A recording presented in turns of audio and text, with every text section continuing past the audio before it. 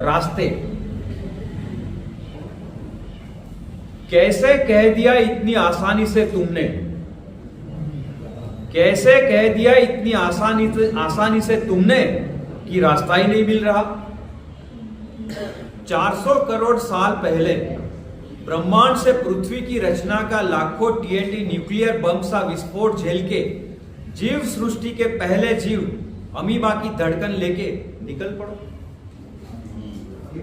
और 250 करोड़ वर्ष तक पृथ्वी की गति और प्रगति, समंदर और पहाड़ों की रचना, झिलमिल बहते झरने, कलकल बहती नदियां और घने जंगलों का संगीत सुनते सुनते आगे बढ़ो। यह कहने की जरूरत भी क्या है कि 150 करोड़ वर्ष पहले जब उल्कापिंड ने अंतरिक्ष से तबाही मचा के पृथ्वी से डायनासोर समेत सारी जीव सृष्टि को समाप्त करने की ठानी, तब कैसे तुमने खुद को खत्म होने से संभाला और बचाया। चलना जारी रखो और कुछ करोड़ वर्षों के बाद आदि मानव की गुफा से बाहर पड़े दो पत्थरों को घिस के नई मशाल जला के निकल पड़ो आगे के पथ पर। कुछ हजार साल के बाद अयोध्या से श्री राम की मर्यादा पुरुषोत्तम शब्द की गहराई और हनुमान जी की अप्रतिम भक्ति को साथ लिए नई दृष्टि को विकसाते रहो। आगे चलते जब कोई उलझन या आपत्ति आए या रास्ता बंद नजर आए तो कुरुक्षेत्र में अर्जुन का गांडीव धरे नमस्कार की मुद्रा में श्री कृष्ण से गीता का संदेश पाके आगे बढ़ जाओ।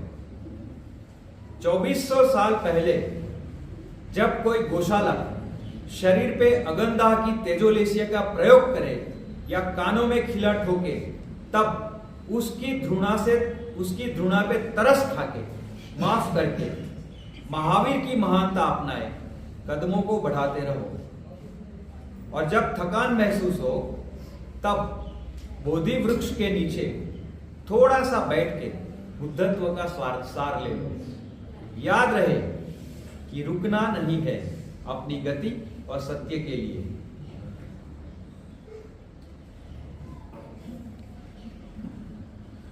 जरूरत पड़े तो आगे चलते प्रभु यीशु के क्रॉस से एक खिला निकाल के अपने आप पे खुद ठोक लो, या सोक्रेटिस के कटोरे से थोड़ा जहर भी एक चम्मच पी लो।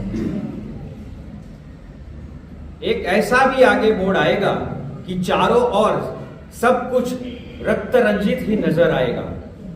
हर सरहद चिल्लाती सुनाई देगी। ये शायद उल्कापिंड से भी भारी वक्त होगा, मगर चलते रहना बिना थके, बिना हारे। अशोक का प्रायश्चित, चंद्रगुप्त और चाणक्य की दृष्टि और अकबर के दिने इलाही का भी ज्ञान नया रास्ता दिखाएगा। तो दूसरी ओर मातृभूमि के रक्षण और बहादुरी की बेजोड़ मिसाल महाराणा प्रताप के पैरों के छाले हल्दी घाटी में महसूस करके शिवाजी महाराज और गुरु गोविंद सिंह जी की अप्रतिम देशभक्ति और शौर्य को अपना मंत्र बना के चलते ही रहिए।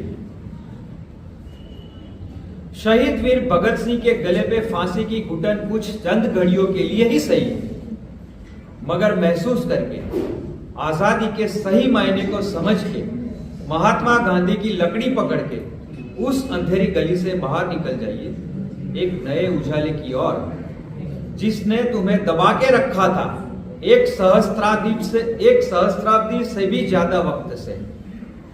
फिर चलिए दुनिया से कदम मिलाते, थॉमस आल्वा एडिसन का बल्ब जला के उसके प्रकाश में रेडियो का स्टेशन मिला दे। सुनते चलिए मार्कोनी का रेडियो और उस पे पहला विमान उड़ाने वाले राइट ब्रदर्स का इंटरव्यू और बाद में अंतरिक्ष यात्री नील आर्मस्ट्रॉन्ग की आवाज, विज्ञान की प्रगति और संस्कृतियों का प्रवाह। और आखिर में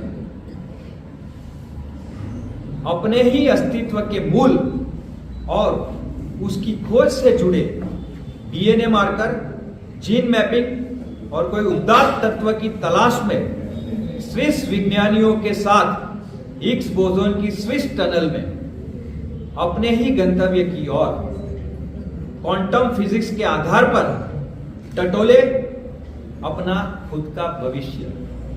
कौन कहता है रास्ता नहीं मिलता?